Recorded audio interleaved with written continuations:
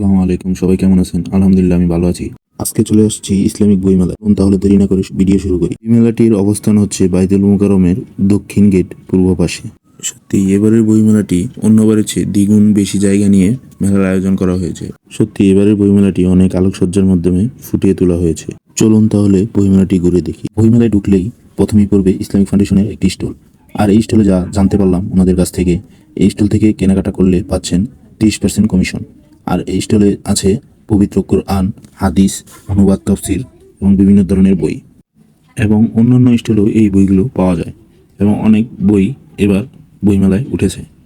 আর যা জানতে পারলাম, এবারের বইমেলায় 151টি স্টল স্থান পেয়েছে। আর বইমেলায় এবারের অনেক বই প্রকাশনা পেয়েছে। মেলায় ঘুরতে ঘুরতে হঠাৎই মাঝপথে দেখা হয়ে গেল আমাদের মাননীয় উপদেষ্টা, ধর্ম বিষয়ক উপদেষ্টা ডক্টর আফম খালেদ হোসেন হুজুরের সাথে। সত্যি হুজুর অনেক ভালো মনের মানুষ। ওকে কখনো কাছ থেকে দেখা হয়নি, এবার আশাটা পূরণ হয়ে গেল, আলহামদুলিল্লাহ। তবে বইমেলায় এখনও ক্রেতার চাপ অনেকটাই কম। তবে আশা করা যায় ছুটির দিনে বইমেলার ক্রেতার চাপ আরও বাড়বে। এখনও অনেক ক্রেতা এসেছে, তাদের পছন্দের বইগুলো খুঁজছে এবং বিক্রেতার সাথে দামাদামি করা হচ্ছে।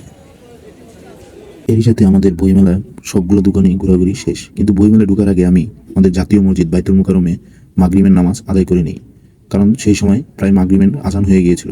চলুন আপনাদের একটু বাইতুল মুকাররমটা ঘুরে দেখাই। কিন্তু বাইতুল মুকাররমের হাতের বাম পাশে একটি লাইব্রেরি রয়েছে, তা আমি আগে জানতাম না, আজই দেখতে পেলাম। আপনারা যদি জেনে থাকেন তাহলে কমেন্ট বক্সে জানাবেন, আর আমার চ্যানেলটি সাবস্ক্রাইব করার জন্য অনুরোধ রইল।